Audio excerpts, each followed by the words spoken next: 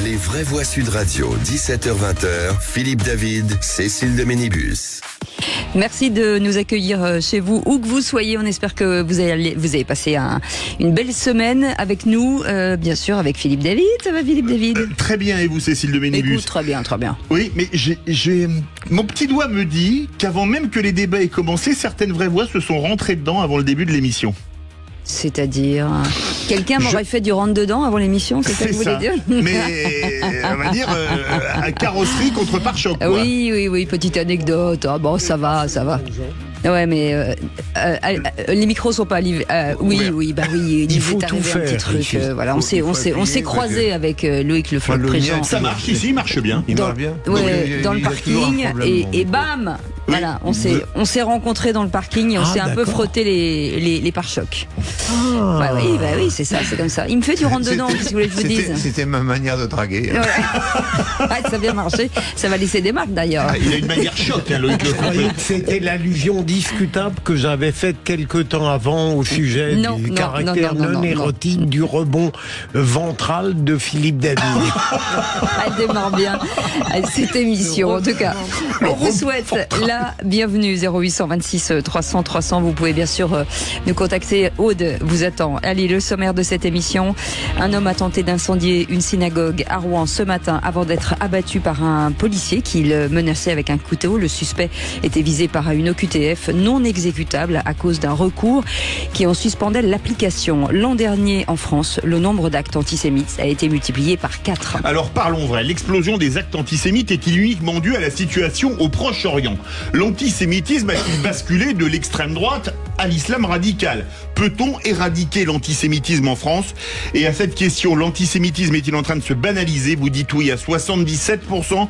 Vous voulez réagir? Aude attend vos appels au 0826 300 300. Et François Legrand sera avec nous, directeur d'études à l'IFOP, qui a dirigé plusieurs études sur l'antisémitisme, dont la dernière radiographie de l'antisémitisme en 2024. Et à 18h30, le coup de projecteur des vraies voix, la commission d'enquête sénatoriale sur le narcotrafic a rendu ses conclusions.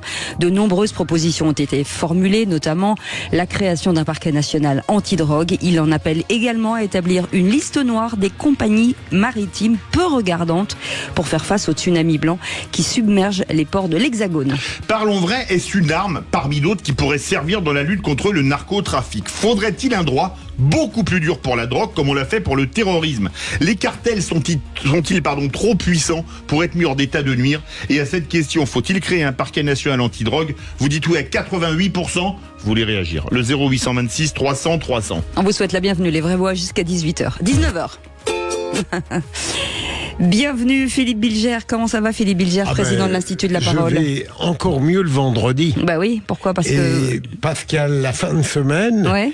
Et puis l'espérance de vous retrouver lundi. C'est ça. Et donc, je me rends compte que depuis que les vraies voix existent, je suis quasiment toujours de bonne humeur. C'est bien. Alors que ça n'est pas mon tempérament naturel. Ça, c'est ce que m'avait dit votre femme. Pour être très franc. Oui, j'en ai marre qui râle sur toi. Voilà. J'embrasse mon râleur à la maison, bien entendu. Virginie Calmels, présidente, fondatrice de Futura, école des métiers de demain dans les industries créatives. On est ravis de vous accueillir, ma chère Virginie. Comment ça va? Ça va. Bonsoir Philippe, tout va très bien. Et vous ne râlez jamais en plus? Non, moi je ne râle jamais, j'ai toujours le sourire. Nous recrutons nos étudiants chez Futurae qui sont en train de finir le baccalauréat et qui ont envie de faire des études supérieures. Tout va bien. Voilà. Et votre Futurae à vous? Philippe. Il est beau, visiblement. Il est très bon. Il est très positif. Voilà. Et notre Loïc Le Floch-Préjean, ingénieur et dirigeant d'entreprise, ça va? Bonsoir, oui, très bien. Oui. Je vais être un peu grincheux aujourd'hui. D'accord. Pourquoi aujourd'hui? Qu'est-ce qui va changer par rapport à d'habitude? On ne sait pas. Mais dis donc. Allez, la cote monte. 0826 300 300. Paul du Lot-et-Garonne est avec nous. Bonsoir Paul. Bonsoir Paul. Bonsoir à vous. Merci pour votre invitation. Écoutez, avec plaisir. De quoi parle-t-on dans un instant avec vous? Après les manifs agricoles, tâches payantes pour les agriculteurs. Écoutez, ne bougez pas, on va en parler dans un instant. En attendant, le 0826 300 300, c'est le répondeur. Oui, bonjour, je m'appelle Philippe, je suis de Toulouse, je suis un enfant du pays. Et je voudrais voir avec Monsieur Mesdorf vu que nous, enfants du pays qui habitons en métropole, comment ça se fait que nous n'avons pas le droit de voter? Voilà. Je suis caldoche et voilà, je voudrais plus de renseignements. Voilà, merci. Au revoir. C'était suite à Nicolas Mesdorf, député apparenté Renaissance de Nouvelle-Calédonie, qui était là, et au coup de gueule d'hier sur le contingent électoral dont j'ai fait mon coup de gueule hier. Philippe Bigard, mais vraie question, il est caldoche, il vit en métropole, il a plus le droit de voter en Nouvelle-Calédonie. Alors, sans être un spécialiste comme vous et je crois comme Loïc des particularités de la Nouvelle-Calédonie, moi je suis à fond pour la loi qui a été votée et il faudrait surtout pas que le pouvoir l'efface. Parce que il y a une inéquité que notre invité a tout à fait raison d'évoquer. Virginie Calmels. Pas de commentaires supplémentaires, je suis d'accord. Il devrait pouvoir voter. Oui, avec le Floch-Prigent. Je suis d'accord avec le procureur, là, pour une fois. Oui, il avait dit qu'il allait râler, il l'a fait. Non, il est d'accord, il devrait multiplier les mais accords. il était d'accord en râlant. Il a souri. J'aimerais bien qu'on prenne un appareil photo, s'il vous plaît. Il a souri. Il n'avait pas souri depuis 1982, Loïc Le Floch-Prigent, pour vous dire. Mais en fait, il a été chez le coiffeur. Ah oui, c'est ça, c'est vrai. Complètement, t'as remarqué. Ah, Hein. oui. C'est beau, Loïc Le Floch-Prigent. Allez, 0826 300 300, Paul du Lot-et-Garonne est avec nous sur cette loi d'orientation agricole. Paul. Oui, bonsoir. Eh bien voilà, on a découvert avec le syndicat, la coordination rurale, qu'en cas d'atteinte à la conservation d'espèces animales non domestiques, alors là, nous, spontanément, on a pensé vers de terre, aux espèces végétales non cultivées, on a pensé aux ronces, eh bien en fait, on sera obligé de faire un stage de sensibilisation aux enjeux de l'environnement, à la reconnaissance et à la protection des espèces et des habitats naturels. Mais non. Et ça, payé par l'agriculteur. Donc, je ne sais pas qu'est-ce qui va sortir de cette loi d'orientation agricole, mais je suis très, très inquiet. Non, mais... Je suis très, très inquiet. Voilà. Si notre ami a raison, c'est du délire, mais il ne commence pas aujourd'hui, me semble-t-il. Demander aux agriculteurs de faire des stages sur l'agriculture, la préservation des espèces, etc. Est-ce qu'on n'est pas un peu chez les dingues, Loïc ou Virginie Calmels? Non, mais on est chez les dingues. C'est-à-dire qu'à un moment donné, il faut quand même se rendre compte que c'est ceux qui vivent de la terre qui la préservent le mieux, en fait. Et qui la connaissent le mieux, surtout. Les agriculteurs, eux, ils connaissent les saisons, ils connaissent les sujets qui sont liés justement à la survie de l'espèce. Ils protègent la faune et la flore. Donc il faut arrêter, quoi. Enfin, moi, j'en ai ras-le-bol du lobby écolo dans notre pays qui tue les emplois au profit de soi-disant protection qui sont des mirages. Loïc Le Floch-Prigent. Il faut quand même ne pas inverser les valeurs. C'est-à-dire qu'il est clair que les premiers écologistes, c'est les agriculteurs. Donc tout ça est complètement fou.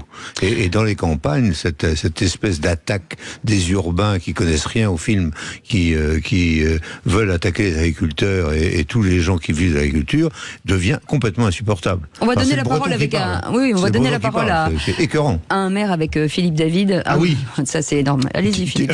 Un maire qui doit construire une école parce que la sienne est trop petite, mais il y a tellement d'études à faire parce que là il y a un ver de terre qui est protégé, une mouche, je sais plus, c'est absolument délirant, et on va faire une émission là-dessus avec les élus parce que c'est devenu délirant. Moi je pense, vous qui êtes breton, Loïc Le Floch-Prigent, et j'ai pas dévoilé votre vie privée, l'affaire de l'usine du groupe Leduf qui devait s'installer, qui au bout de 5 ans de recours a arrêté, a envoyé l'usine.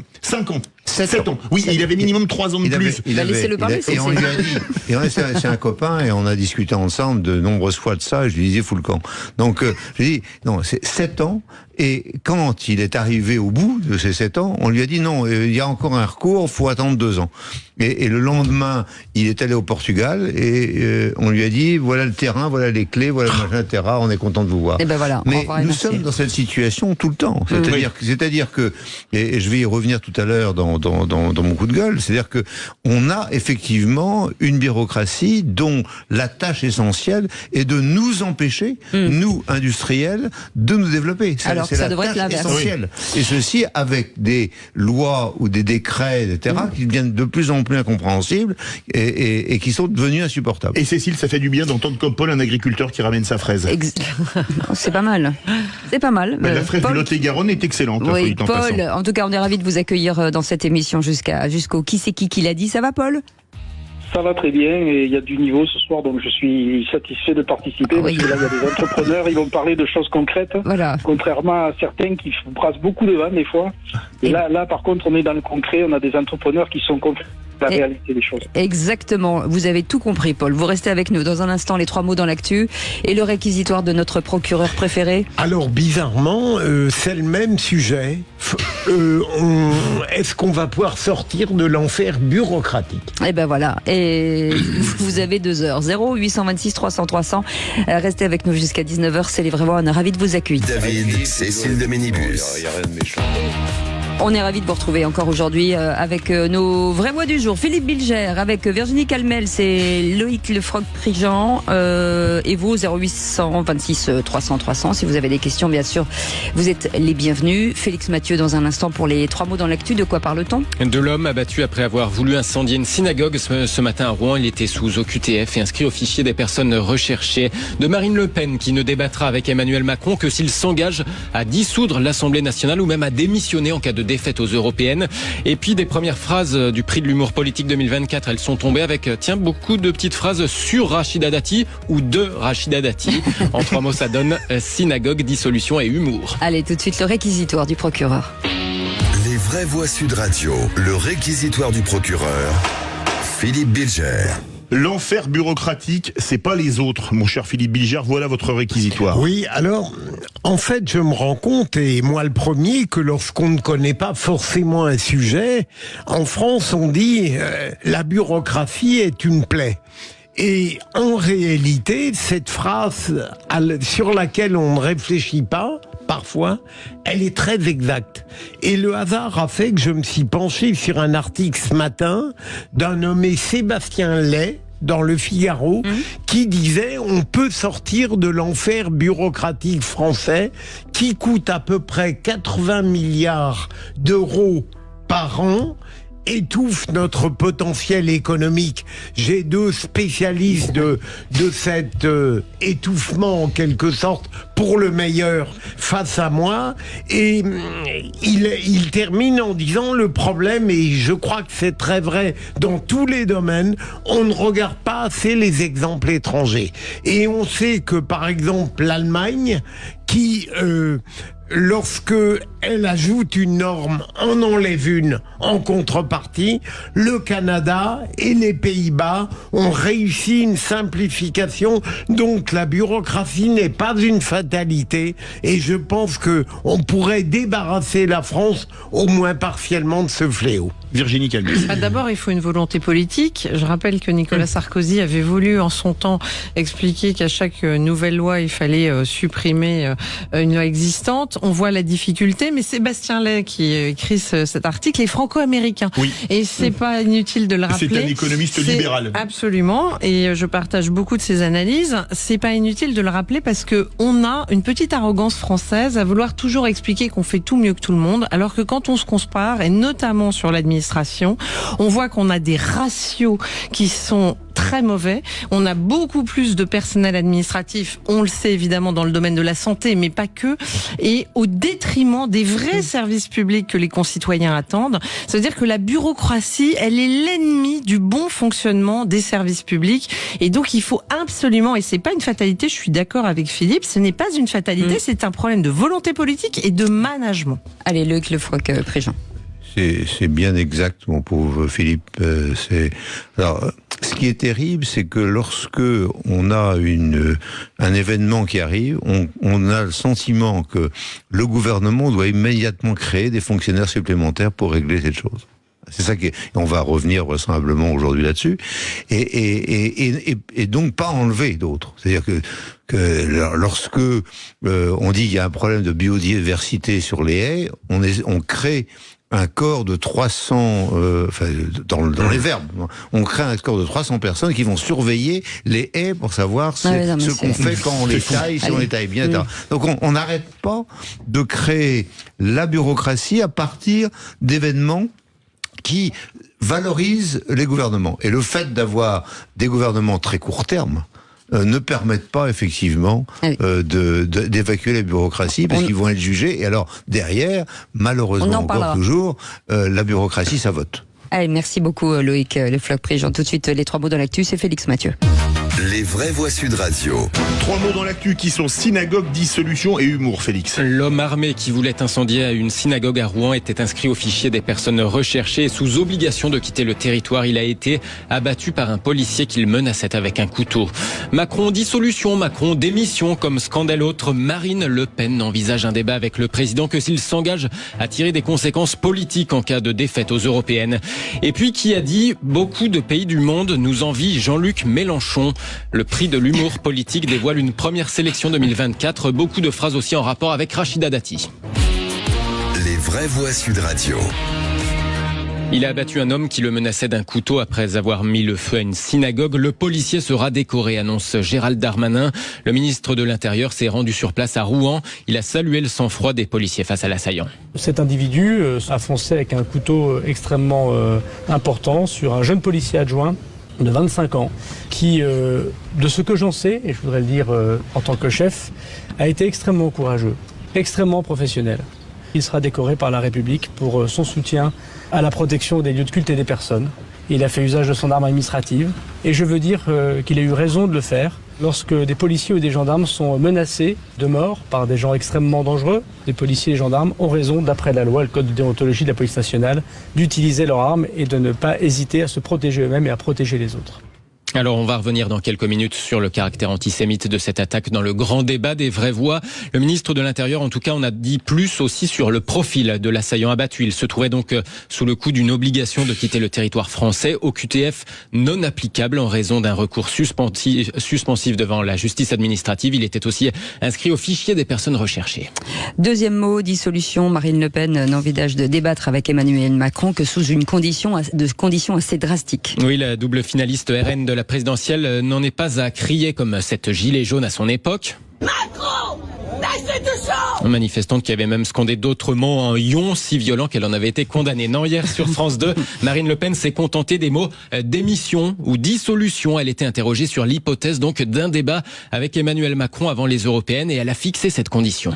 Ah, mais s'il met sur la table sa démission ou la dissolution de l'Assemblée nationale, moi je débattrai avec plaisir. Ah oui.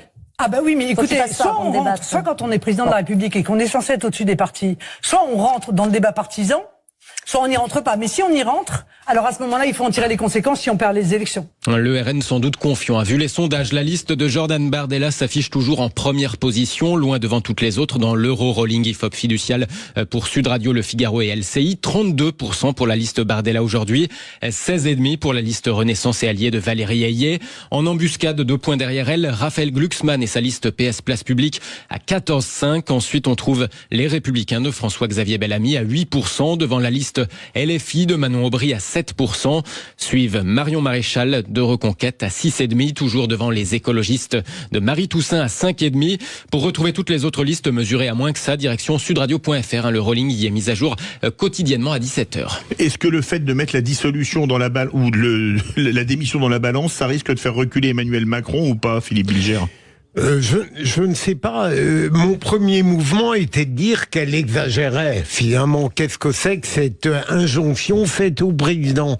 Et à peine a-t-elle développé son raisonnement, au fond, ça n'est pas si absurde que ça. Dès lors qu'un président, en effet, s'engage dans le débat, comme ça, partisan, il peut en tirer des conclusions. Virginie Calmès, Loïc Le Floch-Prigent.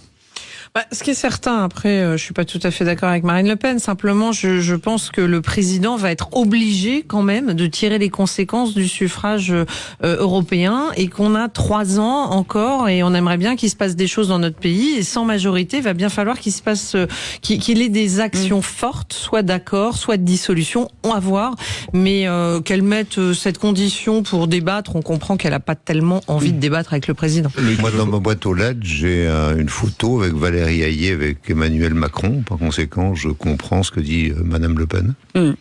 Allez, le dernier mot, Philippe. 3e mot, le prix humour et politique. Une première sélection des petites phrases 2024 vient d'être dévoilée. Premier écrémage dans lequel on trouve, tiens, la tête de liste LFI justement aux européennes, Manon Aubry pour cette phrase. Il y a beaucoup de pays qui nous envient et qui aimeraient bien avoir un Jean-Luc Mélenchon. C'est vrai que ça nous fait rire. Elle a de l'humour, cette dame. Pour le reste, je crois qu'elle voulait pas dire Mélenchon, elle voulait dire les vraies voix. Nous envie les vraies voix. Peut-être, c'est ça qu'elle a voulu dire. Quoique c'était sur RTL, donc je sais pas. Ouais. Pour le reste, on trouve Mais elle est comme Rachida ça, Manon Dati. Aubry. Elle est comme ça, elle les cache. On trouve Rachida Dati, par exemple, après son entrée au gouvernement, à propos d'Éric Ciotti. Je lui ai dit, j'attends mon OQTF DLR. Voilà, Rachida Dati, petite phrase de Rachida Dati, et puis il y en a d'autres sur la nouvelle ministre de la Culture à son sujet. Édouard Balladur, Édouard Balladur dans Le Monde. Quand vous avez travaillé avec Rachida Dati, vous savez tout ce qu'il ne faut pas faire. Sur le même sujet, décidément, et dans le même journal, Olivier Marleix du groupe LR, je ne parlerai de Rachida Dati qu'en présence de mon avocat. Enfin, ce cri du cœur d'Arlette Laguillet dans Paris Match, on me trouve ringard et vieillotte pour mes idées, et le pape alors. C'est drôle, c'est très excellent. Drôle. Allez, vous restez avec nous. D'ici la fin de l'année, il y en aura peut-être d'autres. Oh oui. J'adore. Allez, dans un instant, la suite, le grand débat du jour. Ce matin, un homme armé souhaitant mettre le feu à une synagogue à Rouen a été abattu par la police, Philippe. Oui, et pensez-vous, parlons vrai, l'explosion des actes antisémites est uniquement due à la situation au Proche-Orient. L'antisémitisme a-t-il basculé de l'extrême droite vers l'islam radical ? Peut-on éradiquer l'antisémitisme en France ? Et à cette question, l'antisémitisme est-il en train de se banaliser ? Vous dites oui à 76%. Vous voulez réagir ? Le 0826 300 300. Et François Legrand est avec nous, directeur d'études à l'IFOP et qui a dirigé justement cette étude sur l'antisémitisme, dont la dernière radiographie de l'antisémitisme en 2024. Est-ce que l'on vit finalement le pic de l'antisémitisme depuis la fin de la guerre ?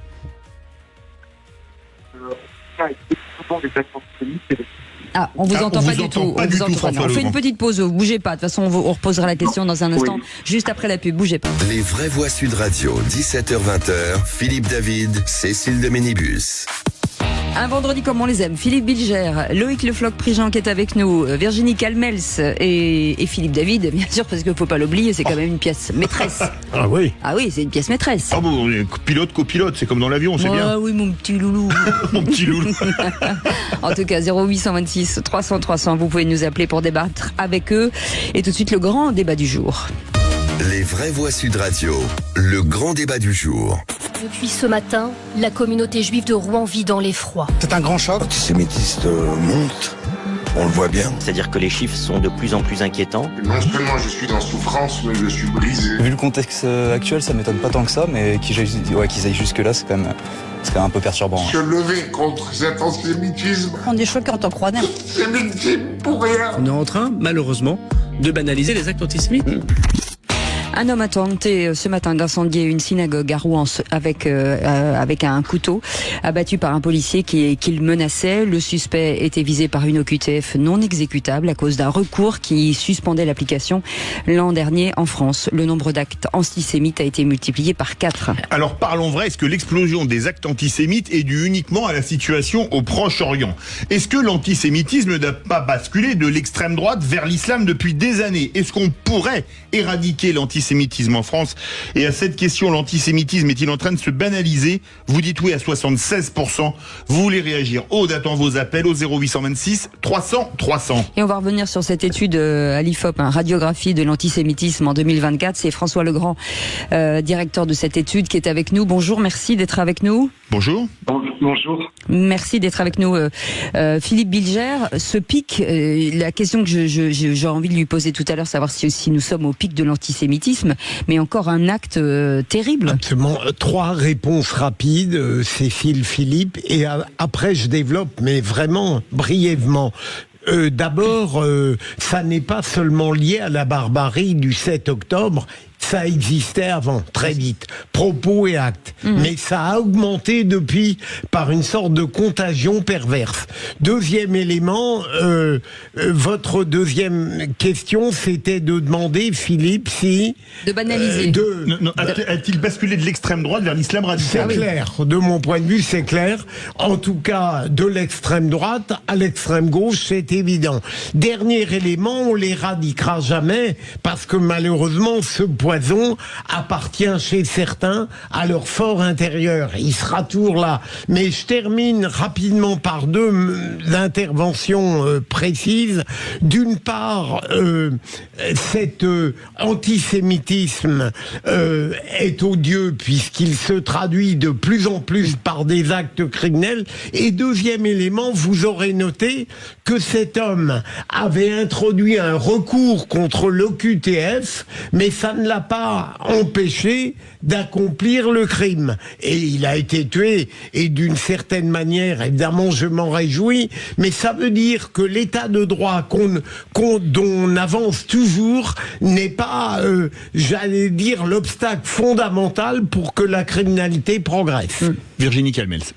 Oui, les chiffres sont là, donc je pense qu'il faut pas nier l'évidence, et je suis encore un peu trop frappée par la volonté de passer sous silence un certain nombre d'actes antisémites, comme si on craignait dans notre pays de dénoncer le mal, de le nommer, comme si on avait peur de fâcher une partie de ceux, et notamment qui sont en première ligne, montrés du doigt. On a cité l'islamo-gauchisme. Mais une fois encore, tous les musulmans, heureusement, ne sont pas des antisémites. Donc on a cette difficulté, je trouve, qui est très prégnante chez les personnalités. Regardez, le monde artistique, le monde médiatique a du mal à prendre parti. On a vraiment l'impression qu'il faut ménager la chèvre et le chou. Et je trouve que tant qu'on sera... Il y a de la peur aussi. Oui, il y a de la peur, mais tant qu'on sera dans cette espèce d'eau tiède, malheureusement, les actes antisémites continueront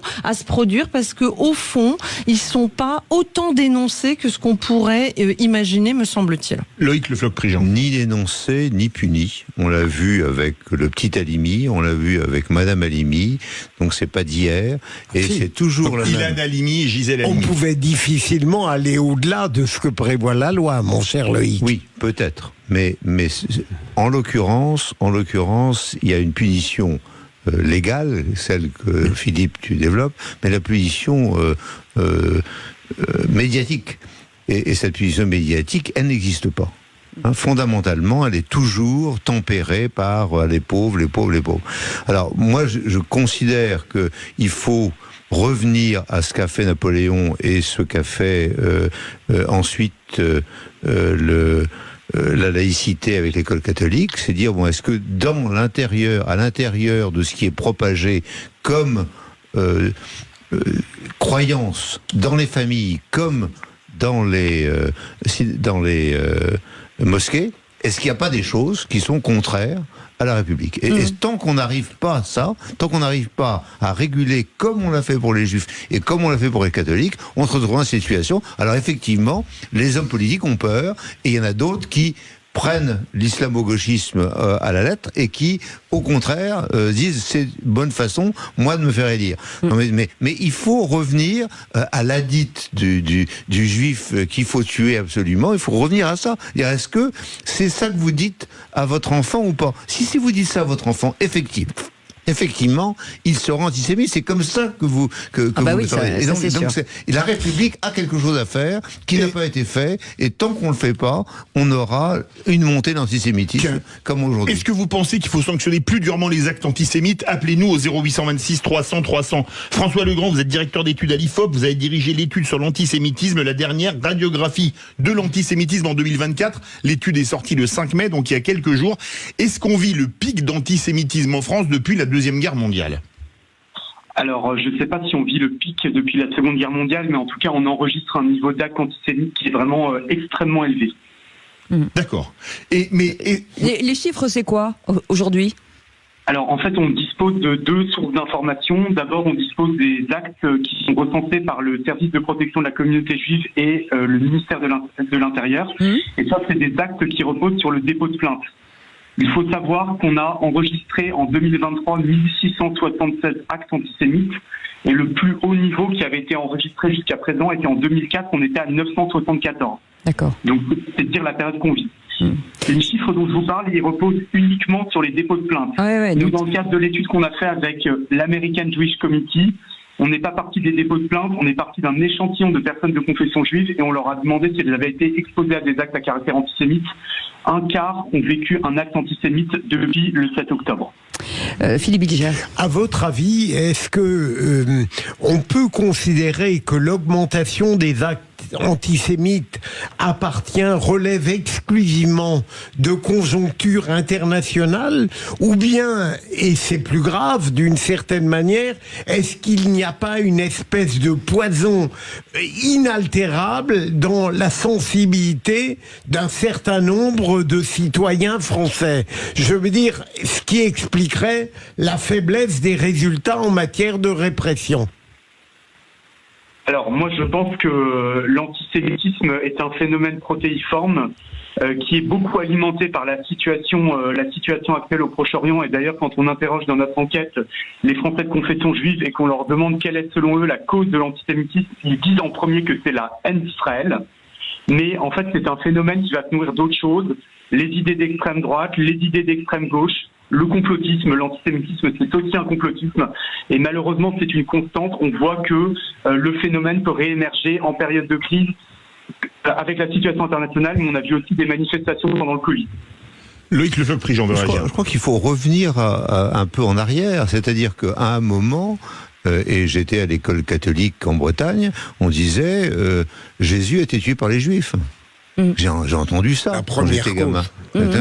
Et donc, si jamais dans l'éducation, dans ce qui est mis dans les mosquées, on est toujours dans cette situation, c'est-à-dire le juif est un individu bizarre, etc. Bon, on en arrive à il est riche, il est ci, il est ça, etc. L'ensemble de ce qu'il y a dans les protocoles de Sion. Oui. Donc, si jamais on ne reprend pas en main au niveau de la République le problème de ce qui est professé par les familles ou par les imams aux enfants, on en sera toujours au même point et ça continuera à grossir. Ouais. Non, je suis quand même un peu gênée par le propos de Loïc Lefebvre-Prigent à l'instant, parce qu'on va quand même pas mélanger l'éducation catholique, la frange de l'antisémitisme de la France catholique, elle est quand même très faible. Et donc vous faites référence aux écoles catholiques. Est-ce que ce que je dis est inexact? J'ai 80 ans, c'est comme ça que à l'école on parlait des Juifs. Mes enfants sont aussi en école catholique et je vous assure que ça fait longtemps qu'on leur enseigne pas ça. Oui, mais donc, ils ont pas 80 ans. Non, mais bien sûr. Donc on est 80 ans en arrière. Ce que je veux vous dire, pour l'islam, on est 80 ans en arrière. Ce que je veux vous dire, c'est que c'est compliqué de mettre tout le monde dans le même panier. Je pense que quand même, quand on regarde les actes antisémites aujourd'hui, on a quand même quasiment systématiquement le même type de profil des personnes qui commettent ce type. Et encore aujourd'hui, je veux dire, à Rouen, le profil de l'homme qui est abattu, c'est pas un bon catholique. Vous voyez ce que je veux dire? Donc, je me permets de rebondir sur ce que vous venez de dire parce que je crois que c'est un peu le mal de notre pays. C'est qu'à un moment donné, il faut nommer les choses clairement. Et aujourd'hui, l'ennemi numéro 1 des Juifs dans notre pays, c'est une frange hyper radicalisée islamiste. Voilà, c'est quand même l'ennemi numéro 1. Je pense que c'est ce que j'ai dit. Oui, donc je pense que vous avez mal pris mes propos. Je les reprends pour que ça soit bien clair. C'est-à-dire que lorsqu'on ne change pas l'éducation, on les avait compris, eh bien il y a des problèmes. Voilà, 0826 300 300. On donne la parole à Paul qui veut réagir. Paul. Oui, mais l'antisémitisme, le problème, vous vous rappelez l'attentat de Mohamed Merah dans l'école juive, pour être capable de tirer au nom de Dieu dans la tête d'enfants. C'est pas nouveau et c'est toujours les mêmes profils. C'est des gens qui sont formatés par un islam radical qui dit que le juif c'est le mal absolu, qu'il faut les tuer. Et ce qui est inquiétant aujourd'hui en France, c'est le peu de valeur de la vie pour certains, quoi. Alors, c'est très très inquiétant, quoi. Paul, restez avec nous. Je voudrais faire réagir François Legrand suite à ce qu'a dit Virginie Calmel, c'est ce que vous venez de dire. Je me souviens, il y a 44 ans, c'était l'attentat de la rue Copernic. On avait dit tout de suite, c'est l'extrême droite, c'est l'extrême droite. Et je me rappelle que le premier militaire tué par Mohamed Merah, on a dit c'est un skinhead, un blond avec le crâne rasé. Et inutile de dire que quand on a vu les photos de Mohamed Merah, c'était pas vraiment ce type de profil. Est-ce que quelque part, on n'a pas voulu fermer les yeux sur l'antisémitisme islamique venant du Proche-Orient depuis plus de 40 ans en disant bon, l'antisémitisme, on veut pas voir d'où il vient, c'est encore et toujours l'extrême droite, ce qui n'était déjà pas vrai à l'époque de la rue Copernic. Alors, ce qui est sûr, c'est que quand on interroge les Français de confession juive, et ça c'est un résultat qui est assez notable dans notre enquête, il y en a seulement, là j'ai les chiffres tous les yeux, qui comme première cause à l'antisémitisme vont citer les idées d'extrême droite, seulement 4% qui citent cette cause. 49% disent le rejet, la haine d'Israël, 25% disent les idées islamistes. Donc effectivement, ce qui est sûr, c'est que dans l'état d'esprit des Français de confession juive, l'extrême droite n'est plus la cause de l'antisémitisme aujourd'hui en France. Maintenant, nous, ce qu'on voit, c'est que quand même, malgré tout, quand on regarde à travers cette radiographie d'antisémitisme faite pour l'American Jewish Committee, la prévalence des préjugés antisémites, on voit que tendanciellement, les sympathisants du Rassemblement national y adhèrent un peu plus que l'ensemble de la population française. Donc on ne peut pas éluder le fait qu'une partie de l'extrême droite adhère encore un peu plus à ces idées-là. Et est-ce que Philippe Bilger, le politique, a une immense responsabilité quand même dans ses actes et visiblement il se passe rien en fait. La France insoumise, parlons d'eux, c'est scandaleux en fait. Lorsqu'il favorise évidemment le développement de l'antisémitisme, je ne dis pas que tout antisionisme soit un antisémitisme. De mon point de vue, il faut sauver un petit peu la liberté d'expression, mais il y a une frange de LFI qui favorise clairement le paroxysme de l'antisémitisme. Deuxième élément... et l'autre qui ferme les yeux, Philippe. Absolument. Oui. Et le questionnement rejoint ce que disait Loïc. Il y a des familles au sein desquelles... en effet, se crée une culture antisémite. Et donc, comment faire ? Et ça n'est plus le catholicisme, c'est très clair. Bien sûr. Comment faire pour que on puisse intervenir dans ces lieux de l'intimité familiale? Est-ce que l'école, vous qui avez une école, Virginie, est-ce que l'école doit prendre ce rôle si personne ne le prend ? Oui, alors moi je suis d'avis de pas tout renvoyer à la famille quand on sait qu'il y a des familles où malheureusement on n'élève pas les enfants. Donc je sais pas si c'est l'école, en tout cas c'est pas les professeurs, mais qu'il y ait une instruction civique, qui est moi je serais d'avis qu'on développe la spiritualité. La laïcité a été dévoyée dans notre pays, c'est la négation du fait religieux, alors que la laïcité c'était au contraire le fait de pouvoir chacun exercer, pratiquer sa religion de façon apaisée. Donc oui, je pense qu'il y a probablement au sein de l'école, mais pas du corps enseignant, mais de profiter d'une école qui est accessible à tous pour essayer de revenir à des transmissions de valeurs. Mais pour comme on avait le catéchisme avant. Exactement. Et pour répondre à votre question, Cécile, sur le rôle du politique, il faut quand même se rappeler que Emmanuel Macron, président de la République, après les événements du 7 octobre, ne va pas à la marche contre l'antisémitisme. Ouais. Ce qui est un acte politique. Pour moi, c'est en tout cas un message terrifiant de la peur qui s'est installée au plus haut sommet de l'État parce que justement on n'assume pas, enfin je veux dire la marche contre l'antisémitisme elle devrait être nationale et pardon, mais on a dit que c'était un succès, rappelez-vous bien des chiffres. C'est quand même des tout petits chiffres et on n'avait pas beaucoup de musulmans en tête de cortège. Donc on a un sujet et ce sujet malheureusement aujourd'hui au niveau politique, il n'est pas traité ou on sent un sujet de peur. Non, La République a ça devant les yeux et elle ne fait rien. Voilà quel est mon point de vue. Allez, vous restez avec nous. Merci en tout cas mille fois à notre interlocuteur François Legrand, directeur d'études à l'IFOP pour cette dernière étude radiographie de l'antisémitisme en 2024. Merci beaucoup en tout cas d'avoir été avec nous. Dans un instant, on garde Paul pour le qui c'est qui l'a dit. Et je crois que Loïc Le Floch-Prigent a dit qu'il allait gagner. Allez, à tout de suite. Ça vous choque? Qu'est-ce qui vous choque? C'est le qui c'est qui l'a dit. C'est ça. C'est que c'est ce qui la choque. C'est que Loïc a dit qu'il allait gagner. Ça choque. Ça me choque. Et ben moi aussi, ça me choque. Qu'on ait déjà le nom du gagnant, ça me choque. Je suis désolée. En tout cas, Virginie Calmel, c'est avec nous. Loïc Le Floch-Prigent et Philippe Bilger, bien entendu. Le gagnant, c'est Philippe Bilger, vous le savez. Et Paul. Il rêve de gagner. Et Paul est avec nous. Allez, tout de suite, le quiz de l'actu. Les vraies voix Sud Radio, le quiz de l'actu. Paul, vous avez entendu, vous avez 3 gagnants potentiels face à vous, mais c'est vous qui allez répondre aux questions en premier.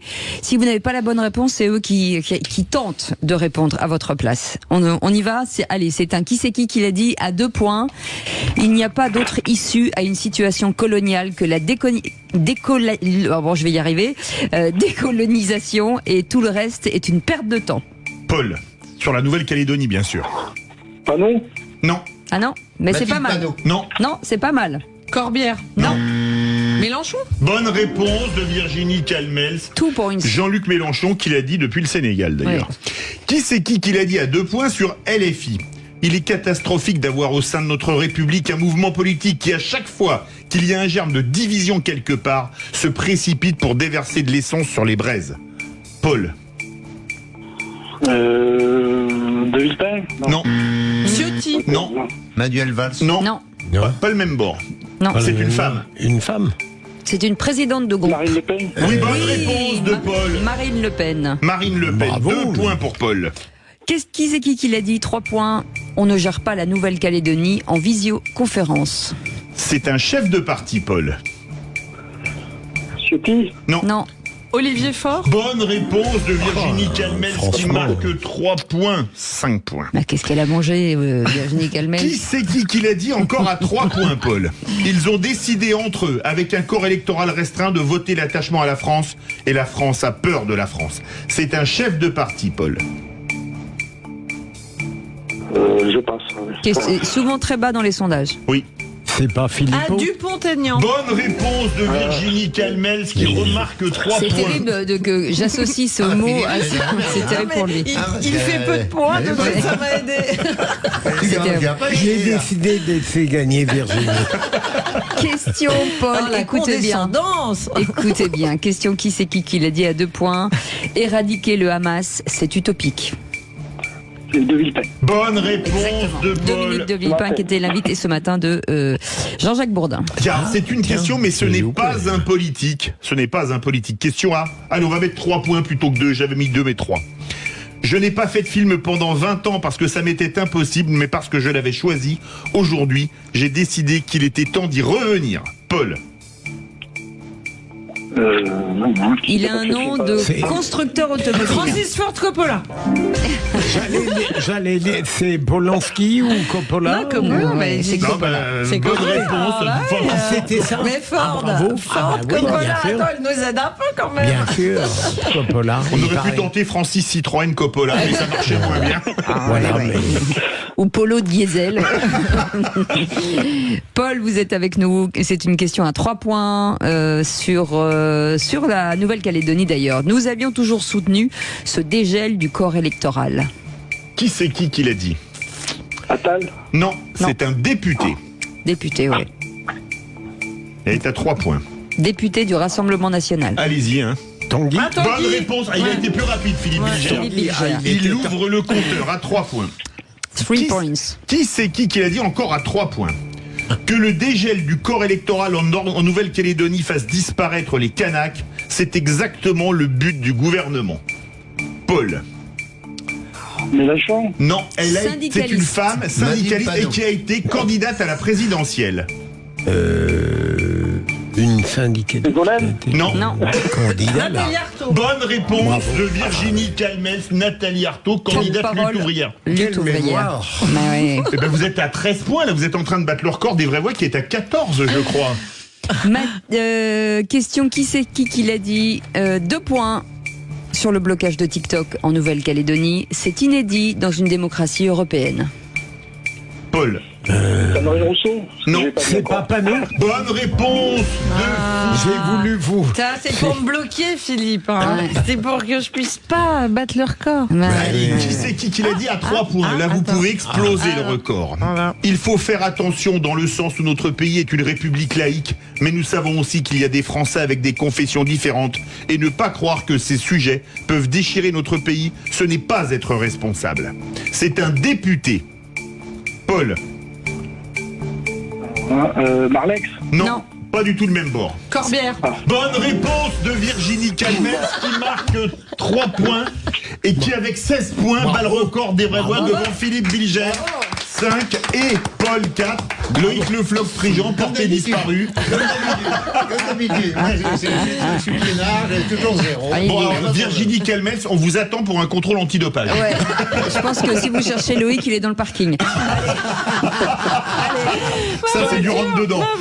Allez, Paul, on vous remercie d'avoir joué avec nous et merci en tout cas d'avoir passé du temps et puis merci de nous avoir appelés. Virginie, on aurait pu faire un score magnifique. Paul et Bah oui, Virginie, 16 et trop 4, ça mignons. fait 20. Allez, petite pause. Dans un instant, dans une petite dizaine de minutes, le tour de table de l'actu de nos vraies voix. Marine Le Pen se banalise. Pourquoi? Avec Virginie Calmels. Les suppressions des aides pour les contrats de professionnalisation. Loïc, le flop. Choose France. Choose France. On en parle dans un instant. Soyez les bienvenus jusqu'à 19h. C'est les vraies voix Sud Radio. Il ne pleut pas Les sur vraies voix Brest. Sud Radio, 17h-20h, Philippe David, Cécile de Ménibus. Le retour des vraies voix. Loïc Le Flop-Préjean est avec nous, Virginie Calmels et bien entendu Philippe Bilger. Comment ça va cette école en 2 mots? Futurae va très bien. On offre toujours des formations très professionnalisantes pour les jeunes post-bac dans les industries créatives. Et ben voilà. Le jeu vidéo, l'animation 3D, le marketing digital, la data, tout ça. Et pour que la présidente fasse 16 points au qui c'est qui l'a dit, ça en dit long sur le niveau. Hein. Ouais. Ah oui. Allez, dans un instant, vous avez la parole avec Félix Mathieu. De quoi parle-t-on? On va prendre des nouvelles de la flamme olympique, si vous le voulez bien. Elle était de passage en Haute-Garonne aujourd'hui. Eh ben, on en parle dans un instant. Les vraies voix Sud Radio. Et nous sommes en direct. Avec notre vraie voix, notre star des marches canoises. Bonsoir René Chiche. Bonsoir à toute l'équipe, comment allez-vous? Bien et vous? Très bien. Eh bien Coucou, écoutez, René. ça va bien, ça va très bien parce que aujourd'hui il fait très très beau sur Cannes. Ah non, c'est pas la météo qu'on vous demande. On vient de l'avoir. On vient de Avec Rémi l'avoir. André. Voilà. Allez, les films. Excusez-moi, je ne l'ai pas entendu. Je l'ai pas entendu. Non, je disais, on ne vous demande pas la météo, mais bien de parler des films. Quel film est allez-vous voir? Et quelle ambiance par rapport à l'an dernier déjà? Oui. Alors déjà, on craignait une ambiance un petit peu négative suite à toutes les rumeurs sur la fameuse liste des acteurs et réalisateurs qui seraient impliqués dans des agressions sexuelles. Or, visiblement, cette liste a été un pétard mouillé, visiblement, puisque pour l'instant, on n'a rien vu. Donc finalement, l'ambiance est plutôt bonne. Il y a pas mal de monde, comme d'habitude. On en est au premier jour et j'ai déjà vu pas mal de films pour vous parler, si vous voulez, dans la compétition. Allez-y, on vous écoute. Alors déjà, j'ai déjà vu quand même 5-6 films de la compétition. Alors celui qui a fait la plus forte impression, c'est un film suédois qui s'appelle La jeune fille à l'aiguille, d'un réalisateur qui s'appelle Magnus von Horn et qui raconte l'histoire vraie. Alors l'histoire n'est pas très gaie, mais l'histoire est tellement bien traitée que vraiment c'est le premier électrochoc de ce festival. C'est l'histoire vraie d'une tueuse de bébés dans les années 1920 au Danemark, filmé en noir et blanc. C'est hyper angoissant, hyper percutant et ça a été un peu le premier électrochoc. Alors qu'on attendait beaucoup, par contre, vous voyez, du fameux film de Francis Ford Coppola, Megalopolis.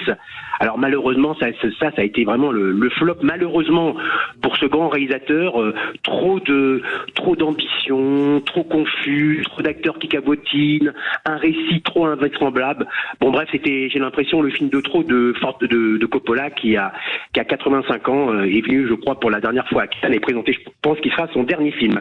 Mais bon, il y a quand même d'autres bons films qui vont arriver bientôt. On attend là tout à l'heure Kinds of Kindness avec la superbe et ravissante Emma Stone. Et ce soir, il y aura aussi Richard Gere qui refait son retour à Cannes pour le film Au Canada. Donc c'est vraiment un bon niveau. Et il y a par contre aussi une petite déception, c'est le film français d'une jeune cinéaste qui s'appelle Diamant Brut, qui devait être un film un peu très très explosif sur les ravages de la télé-réalité et les influenceuses. Et comme je l'ai dit dans un de mes articles, le Diamant Brut c'était plutôt un diamant en toc parce que vraiment c'est un film très décevant, très cliché, etc. Vous voyez comme je parle bien. Vous voyez comme je parle bien depuis Cannes.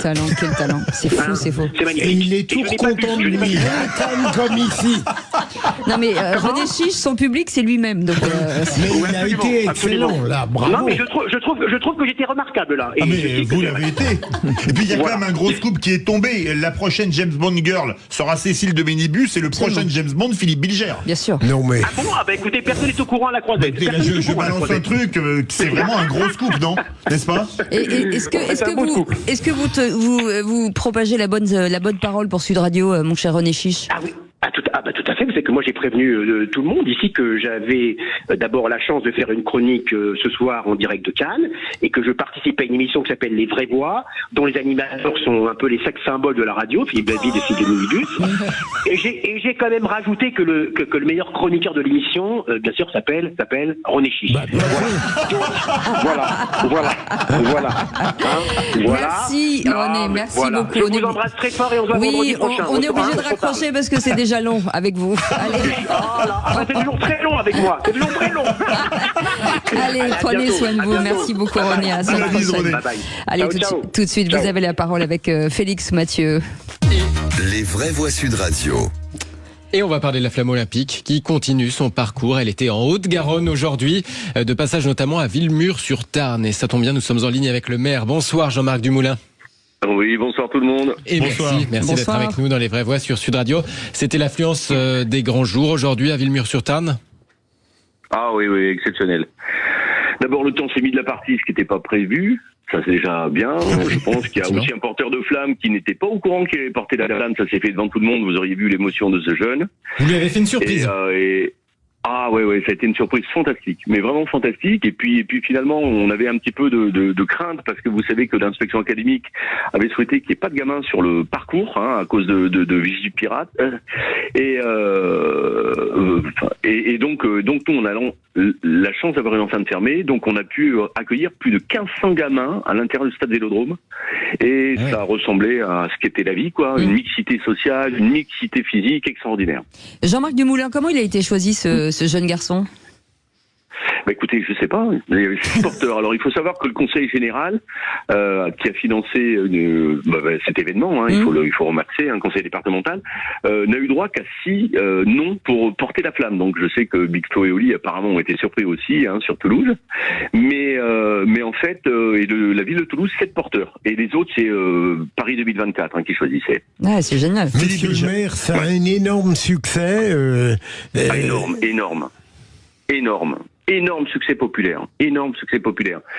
Philippe David, qui connaît bien quand même le territoire, connaît peut-être Toulouse à table. On a organisé un brunch géant. On a réuni plus de 800 personnes. 800 personnes qui sont venues. À Villemur. Ouais. C'est énorme. Dans la salle Eiffel, ouais. Ah oui, mais même les organisateurs de Paris 2024 là nous disaient, écoutez, une telle liesse populaire, un tel rassemblement populaire, une joie incommensurable. C'était, enfin, ils avaient pas vu jusqu'alors, quoi. Pour manger gratuitement, Philippe David serait venu aussi. Oui, c'était pas gratuit, cher Cécile. Ah, c'était pas gratuit. Non, mais j'aurais payé. Pour vous, oui, mais pas pour eux. En tout cas, ça laissera un bon souvenir. Je crois que les gosses ont été empreints d'une histoire, et il y avait une vraie fraternité, les vertus de l'olympisme, vous voyez, sur la tolérance, sur la non-discrimination, sur l'acceptation de l'autre, sur le partage. Enfin, il y a Omar Hassan, l'ancien joueur de rugby, qu'on avait fait venir aussi, qui est venu chanter la Marseillaise avec 600 gamins. C'était vraiment top. On a vécu un moment d'euphorie, quoi. Ça fait du bien dans ce monde. Ça fait plaisir de vous entendre, Monsieur Mler. Merci beaucoup. Omar Hassan, qui était pilier du Stade Toulousain et de l'équipe d'Argentine et qui s'est reconverti en ténor d'opéra. Absolument. Et qui chante divinement bien. Bariton. Merci beaucoup Jean-Marc Dumoulin d'avoir été avec nous. Je vous en prie. Maire de Villemur-sur-Tarn. C'est la flamme olympique qui continue donc son parcours à travers l'Hexagone. Merci beaucoup Félix Mathieu. Dans quelques instants, le tour de table de l'actu de nos vraies voix. Philippe Bilger, on parle de quoi? Marine Le Pen se banalise. Pourquoi? Et Loïc, le floc Préjean? On va parler de Choose France. De Choose France, avec vous, Virginie. Quel enthousiasme, Virginie Calmels. On va parler de la suppression de l'aide à l'embauche en contrat de professionnalisation. Allez, on en parle dans un instant. J'ai dit que j'étais grincheux. Oui. Écoutez, vous ne m'avez pas menti. À tout de suite. Sud Radio, votre attention est notre plus belle récompense. Merci Sud Radio de donner la parole aux sans-voix. Oui. Grâce à vous, on avance. Vraie Voix Sud Radio, 17h-20h, Philippe David, Cécile de Ménibus. On est ravis de vous retrouver avec Philippe David. Ça va Philippe David? Ça va toujours très bien. Et puis en plus, il y a vraiment beaucoup de bonne humeur. Alors, entre le festival de Cannes, la flamme olympique et un trio de vraies voix. De bonne humeur? Regardez mon regard, vous êtes sûr? De bonne humeur. Loïc, le Je suis de bonne humeur. Il a parfois un sourire qui lui échappe. Qu'est-ce que vous allez raconter? Je suis de bonne humeur. Virginie Calmels, présidente fondatrice de Futura et École des métiers de demain dans les industries créatives, et Philippe Bilger, bien entendu, le taulier de cette émission. Et vous, au 0826 300 300, allez tout de suite, le tour de table de l'actu de nos vraies voix. Oh, dites, je vais envoyer les actualités. Vous venez les voir dans la cabine? Je vais vous raconter une histoire pas banale. Et vous me racontez pas votre petite journée? On a assez perdu de temps comme ça. Le tour de table de l'actualité. Et Philippe Bilger, vous pensez que la normalisation ou la dédiabolisation de Marine Le Pen va peut-être un peu trop loin? Moi, elle ne me gêne pas, mais je suis intéressé de voir l'évolution de cette femme qui a d'abord opéré une normalisation en quelque sorte historique, puisqu'elle s'est séparée de son père, et dans des conditions pas si faciles que cela, à cause des éruptations et des délires historiques de ce dernier, et elle est en train, depuis quelque temps, d'opérer une normalisation politique. La position qu'elle a prise sur la Nouvelle-Calédonie, avec un référendum, éventuellement dans 40 ans, on a le temps, montre qu'elle cherche à tout prix à se camper comme future présidente responsable, équilibrée et lucide. Et c'est très intéressant de voir ça, et donc peut-être que cette banalisation qu'elle opère va lui faire perdre auprès de certains militants et soutiens ce que son caractère et ses propos de rupture avaient de séduisant. Virginie Calmels. Oui, enfin quand même. Ça pourrait apporter des voix à Éric Zemmour ? Enfin, ou à Marion Maréchal. Je pense qu'effectivement, on sent que du coup, c'est plutôt les positions d'Éric Zemmour et de Marion Maréchal qui sont plus tranchées, ça c'est sûr. En revanche, franchement, elle avait quand même des positions, notamment économiques, désastreuses. Et donc cette banalisation, c'est aussi peut-être tout simplement la volonté d'arrêter de mettre en avant des mesures économiques qui étaient des repoussoirs. Et notamment sur l'euro, on a bien vu la gêne du peuple français et ce qui a fait que, in fine, elle n'a jamais gagné. Donc c'est un subtil équilibre. Je pense malgré tout que c'est souhaitable, si jamais le Rassemblement national devait se retrouver au pouvoir, qu'ils revoient leur copie sur le projet économique. Et de ce point de vue-là, si banalisation voulait dire meilleure compréhension des enjeux économiques, le pays s'en porterait mieux. Loïc Le Floch-Prigent. Même opposition, Virginie, elle a parlé comme j'aurais parlé. Mais vous râlez pas ? Quoi ? Mais vous râlez pas ? Non, mais non, pas du tout. Non, je râle après. Et ben justement, c'est le moment. À l'accueil de Sud Radio, ne donnez plus de camomille à Loïc Le Floch-Prigent quand il vient faire les vraies voix avant l'émission. Mettez-lui quelque chose d'un peu plus, voilà quoi. Mais laissez-le au naturel. Oui. Vous vouliez râler justement, c'est le moment. Je vais râler. Allez-y, sur ce Choose France. On a passé un petit moment partout avec Choose France. Alors on a dit voilà, Choose France, on dépense des milliards et puis c'est magnifique et l'industrie est là, on a le meilleur choix tout ça c'est bidon. C'est complètement bidon. C'est-à-dire que l'industrie, c'est pas ça. L'industrie, c'est 3 millions de personnes. Il y avait 6 millions de personnes il y a quelques années, il y a plus que 3 millions. Et l'industrie, c'est des gens qui travaillent et qui ont choisi la France. Contrairement à d'autres qui vont choisir la France si jamais on leur paye l'électricité moins cher, si jamais on leur donne les terrains, si jamais. C'est ça qu'on fait. Mais nous, qui et dans les 15 milliards, il n'y a pas forcément que de la production, en fait. Il y a du service aussi. Il y a de l'Amazon, etc. Enfin bon, il y a tout ce qu'on veut. Mais la production, ils ne comprennent rien à la production. Et le problème de la compréhension de la production, de ce qui se passe aujourd'hui, dans les difficultés que nous avons, visiblement, ça leur passe au-dessus de la tête. Deuxième chose qui passe au-dessus de la tête, c'est la science. C'est-à-dire qu'ils sont sans arrêt en train de dire, la science nous dit que, la science nous dit que. Ce n'est pas vrai. La science ne dit rien. Elle montre des connaissances et on y utilise. Et là, le fait d'utiliser l'idéologie écologiste pour contraindre les industriels à faire des bêtises, ça commence à bien faire. Alors, j'essaie de Mais montrer... est-ce qu'on peut avoir un exemple, Loïc, pour qu'on comprenne bien ? C'est-à-dire que si jamais on fait la voiture électrique, c'est pas parce que c'est écologique, c'est parce que on a envie de faire la voiture électrique, vous faites ce que vous voulez. Mais moi, j'ai une voiture diesel, je suis très content, vous avez remarqué. Tout ça, c'est pipeau. C'est complètement pipeau. De la même façon, dire, voilà, il faut faire des éoliennes, il faut faire du solaire, etc.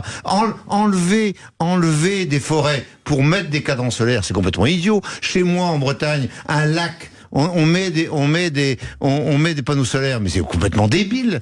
Du point de vue scientifique, c'est complètement débile. Et donc, on est dans cette débilité. Alors, moi, j'essaie de convaincre avec le mouvement éthique, nous avons fait un développement avec Sophie de Menton en disant il y a un problème, c'est que ceux qui ont choisi la France, c'est ceux qui y sont aujourd'hui et qui continuent à essayer de l'être. C'est difficile compte tenu de la bureaucratie et tout ce que vous avez raconté déjà. Et puis par ailleurs sur la science, et il faut absolument que nous arrivions à développer une attitude scientifique réelle. Alors je fais avec mon cercle Andrés et Liberté une séance le 4 juin où je vais prendre des scientifiques et des industriels pour dire qu'est-ce que la science dit vraiment.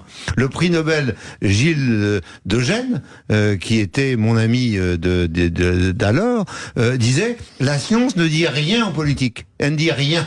Vous n'avez pas le droit de dire la science dit que, c'est pas vrai. Elle ne dit rien. On ouvre des connaissances, c'est à vous de décider. Et je pense qu'il faut revenir à cette situation. Donc le 4 juin, je réunis des scientifiques et des industriels avec 15 avenue Hoche, si ça l'intéresse du monde, et j'essaie de faire quelque chose d'intelligent sur il faut parler de l'industrie et de la production. Oui. Et la production, c'est pas Amazon, excusez-moi.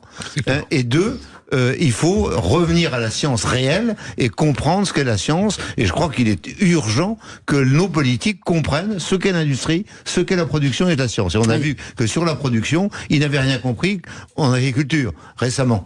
Donc, mais la production industrielle, c'est encore pire. Philippe Bilger. Je m'introduis vite fait dans votre tunnel, mon cher Loïc. Sérieusement, je vous en prie.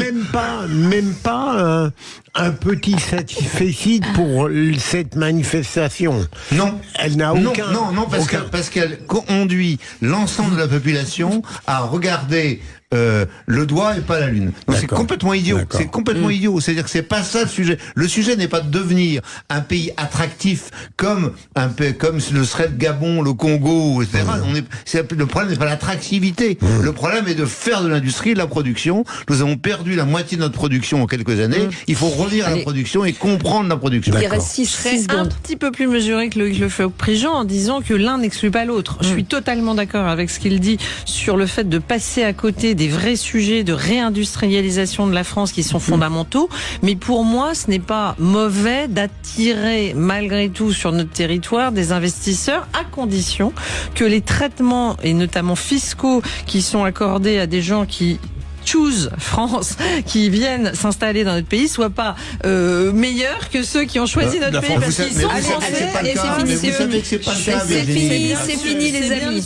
Allez, avec vous, on va revenir Virginie sur la fin du contrat de professionnalisation et des aides justement pour les entreprises. On en parle dans un instant. Radio 17h-20h, Philippe David, Cécile de Ménibus. Bienvenue dans les vraies voix. Alors il y a les vraies voix à l'antenne et les vraies voix hors antenne. Comment vous dire on a un spectateur aujourd'hui qui a tout filmé, bien entendu, qui pourra diffuser sur les réseaux sociaux ce que les âneries que vous dites. Vous en dites des bêtises, Philippe Bilger. On en dit énormément. C'est surtout vous. Moi, j'en dis très peu. Virginie et Loïc en disent énormément. Ils interprètent mal mes propos. Là, c'est la poêle qui se moque du chaudron. Excusez-moi. J'ai rien interprété. Comme s'il ne s'était pas rendu compte de ce qu'il a dit. Mais bon, c'est pas grave. En tout cas, Virginie, puisque c'est votre tour de table de l'actu des vraies voix sur un sujet qui est important, sur cette aide au contrat professionnel qui est supprimé. Oui, alors comme vous le savez, nos finances publiques étaient en très mauvais état. Le gouvernement doit faire 10 milliards d'euros d'économies. Et comme souvent, malheureusement, on ne sait pas faire des économies dans notre pays sans se couper un bras. Donc au lieu de travailler sur l'optimisation du fonctionnement, la digitalisation, la modernisation, la lutte contre l'absentéisme, la multiplication de tâches inutiles bureaucratiques dont on a parlé, ils ont eu cette idée fantastique de supprimer les aides pour les contrats de professionnalisation. Alors ça, c'est quand même une aberration. Qu'on explique pour ceux qui n'ont pas d'entreprise. Je rappelle que ces contrats, en fait, comme vous avez l'apprentissage et les contrats de professionnalisation, c'est une aide qui était allouée à des jeunes et notamment dans le cadre de contrats de professionnalisation, c'est souvent des jeunes en reconversion ou qui n'ont pas fait d'études. Donc c'est une aide à l'embauche, c'est une ouverture vers le travail, c'est au fond quelque chose qui fonctionne et on le sait, qui fonctionne ailleurs. L'Allemagne à une époque a beaucoup développé l'apprentissage et les contrats de professionnalisation. Donc c'est absolument aberrant d'aller tailler dans quelque chose qui marche. Donc vous avez aujourd'hui des instances patronales qui s'inquiètent en disant que du coup des PME, TPE vont éviter de prendre des contrats de professionnalisation, probablement au profit de l'apprentissage ou d'autres types de candidats qui seront plus expérimentés, etc. Et donc on va laisser sur le bord de la route des jeunes qui justement, grâce à ces contrats de professionnalisation, pouvaient trouver des débouchés pour l'insertion professionnelle. L'industriel Loïc Lefebvre-Prigent, il pense la même chose que... Dès que quelque chose marche, on le supprime. C'est simple, c'est un pays complètement dingue, on marche sur la tête. C'est ce truc-là, comme le dit Virginie, c'est un truc génial, absolument génial. comme et génial des deux côtés, ce qui n'est pas toujours le cas. Hein. Je ne comprends même pas que des gens aient pensé qu'il fallait le remettre en question. Mais c'est incroyable. Où sont les gens qui pensent quelque chose dans ce gouvernement? C'est impossible de faire ça. Ce qui est important de dire aussi, Virginie, dans ces contrats, c'est que ça permettait aussi à l'élève d'être à l'école, mais en même temps en immersion dans une entreprise, ce qui était génial. C'est ça qui est formidable. Génial. Vous avez une double compétence. À la fois, vous continuez à suivre des études et en parallèle, vous êtes déjà un pied dans l'entreprise. Et on le sait, ça débouche vers l'emploi. Parce qu'un employeur satisfait, il veut garder son jeune qu'il a déjà formé sur le tas. Donc cette mesure est en vigueur depuis le 1er mai. C'est supprimé. C'est entre 1 sur 2 et 2 sur 3 d'embauche. Ouais. Oui. Philippe Loïc a dit quelque chose de très vrai, au-delà du sujet passionnant de Virginie, c'est que la France a tendance à supprimer ce qui va bien et ne réforme pas ce qui va mal. Parce que c'est plus difficile et ça exige du courage. Mais je vais m'introduire dans le débat. Est-ce que vous pensez... ce qui se passe. Qui a pu avoir une idée aussi sotte? Comme toujours, vous savez... c'est Bercy, c'est le ministère de l'Éducation, c'est qui? Mais ils vont chercher au plus facile. Non, mais globalement, voilà, c'est des coûts budgétaires, c'est-à-dire qu'on a des personnes qui, au lieu de regarder les choses en manager, en regardant le coût, efficacité, en fait, c'est tellement facile de supprimer d'un trait de plume une ligne budgétaire en disant ça a coûté, parce que derrière, en gros, apprentissage, contrat de professionnalisation, tout ça, c'est 1 milliard d'euros. Eh bien, tiens, on va supprimer d'un trait de plume le contrat de professionnalisation, c'est ce qu'on appelle des économies. Faire des économies, c'est mieux gérer. C'est pas se couper un bras ou une jambe. Mais il n'y a pas d'économie. Il y a peut-être une économie immédiate, mais derrière, ça va être une avalanche. Que derrière, on va avoir du chômage des jeunes, on a un problème d'insertion. Donc, in fine, c'est ce qu'il y a de pire, en fait. Moi, c'est ce que je trouve aberrant et qui est vraiment toujours un peu déstabilisant de se dire que des cerveaux à peu près éduqués peuvent, à ce point-là, nier ce qu'est la bonne gestion. Voilà. Et le bon sens. S'il y avait 300 ou 500 fonctionnaires qui devaient s'occuper de ça, on aurait gardé. Mais dans la mesure où ça marche tout seul... Oui, mais c'est les entreprises privées. C'est les entreprises qui embauchent. C'est un lien entre et des écoles. Là. Donc il n'y a pas de fonctionnaires. Donc tout ce qui conduit à enlever éventuellement des fonctionnaires est gardé. Et c'est là où je rejoins Philippe Bilger, c'est-à-dire que effectivement, les choses qui vont mal, on ne veut pas les regarder. Par contre, ce qui va bien, et en général, ce qui va bien, c'est quand il n'y a pas des fonctionnaires qui s'en occupent, eh bien, on les enlève. J'apprécie votre amour des fonctionnaires. Pour le moment, ils ne touchent pas au contrat d'apprentissage. Oui. Nous, on l'a dans le cadre des masters, où on a encore, heureusement, des contrats en alternance pour les apprentis. Mais on sent que c'est une volonté, c'est d'ailleurs à l'étude, de dire, finalement, il faudrait peut-être aussi revoir l'apprentissage, les alternants, notamment quand c'est à plus de bac plus 2 et ainsi de suite. Donc, on voit bien et je rejoins ce qu'a dit Philippe, vraiment, c'est la facilité de supprimer des choses qui fonctionnent et ne pas vouloir s'attaquer à la réforme en profondeur des organisations. Merci beaucoup pour ce sujet, Virginie, très intéressant.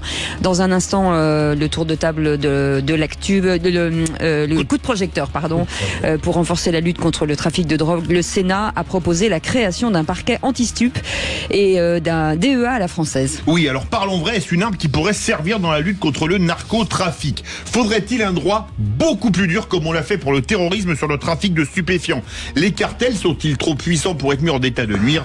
Et à cette question, faut-il un parquet national financier pour la drogue? Eh bien, anti-drogue, et vous dites oui à 87%, vous voulez réagir, le 0826 300 300. Et on en parle avec vous tous dans un instant, 0826 300 300, à tout de suite.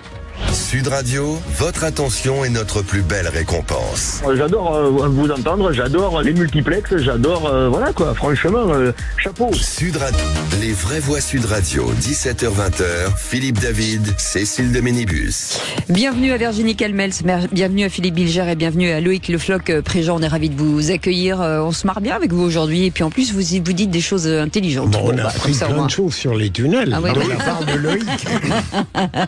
C'est vrai. C'est vrai. Et vous, au 0826 300 300, ça va Philippe David? Ça va très bien. Non, parce que j'ai une pensée, le plus grand tunnelier français, il est à côté de Toulouse. Et alors? Non mais c'est intéressant. C'est intéressant. Il fait des machines mais énormes pour percer les tunnels. Mais quand vous avez des choses intéressantes à dire, vous avez raison de le dire. Parce que là, la France s'est arrêtée en disant waouh, le truc de fou. C'est entre Toulouse et Montauban en fait. C'est dingue. Encore un truc. J'irai pas plus loin. On n'est pas fait des coups de projecteur. Vous êtes parti. Vous êtes cette espèce de coup de projecteur là-dessus. Tout ça. Me stupéfie. Et en coup de projecteur, on y va. Allez, justement, on en parlait. Les vraies voix Sud Radio, le coup de projecteur des vraies voix.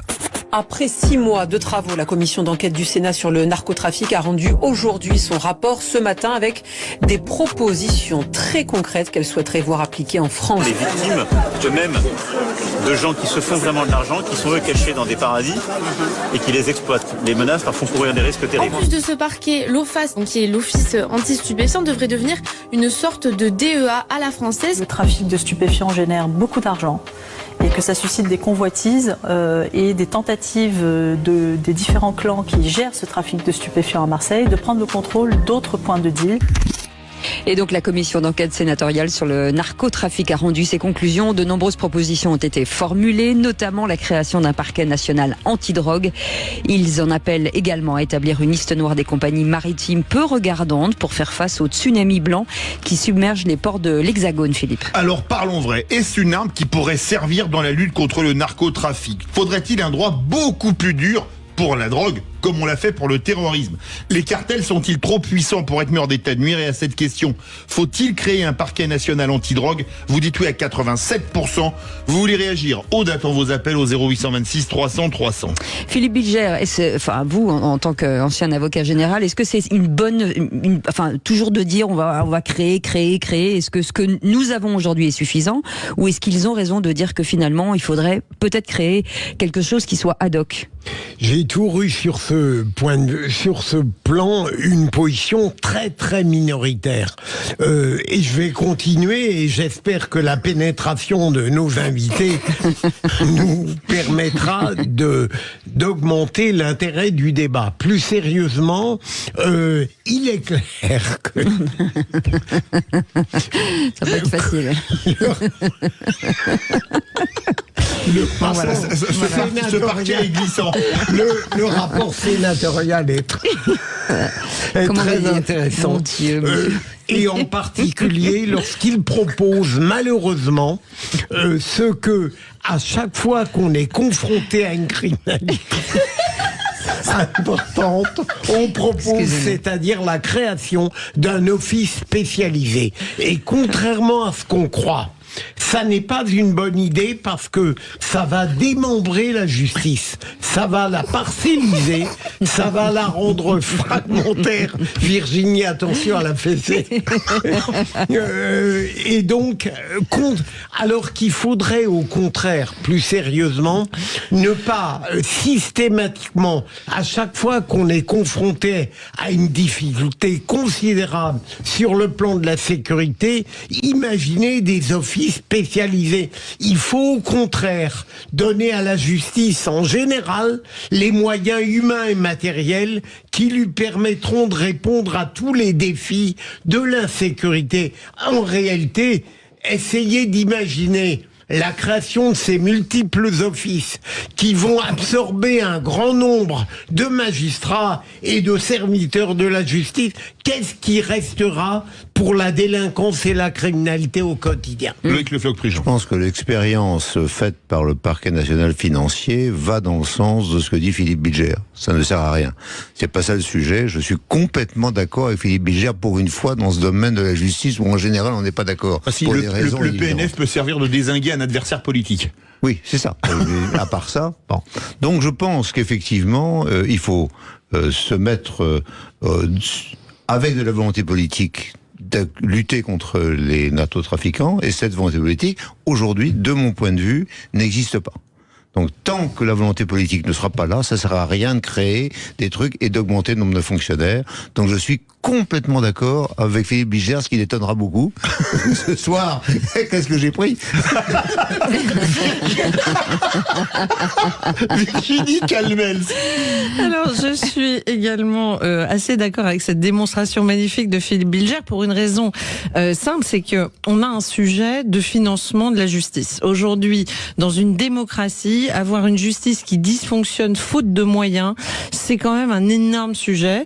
Et effectivement, créer encore un outil, si tant est qu'il soit pertinent, il y aura de toute façon un sujet de financement. Donc on sent bien que si c'est pas avec des dotations budgétaires phénoménales, ben ça se fera au détriment du reste. Donc de ce point de vue-là, je suis d'accord. Et j'ajouterai quand même que dans ce sujet de la lutte contre la drogue, il y a quand même un sujet qui n'est pas sur la table et qui me semble fondamental. C'est pourquoi on veut punir ceux qui importent de la drogue ou qui sont des dealers ou qui sont des trafiquants et jamais les consommateurs.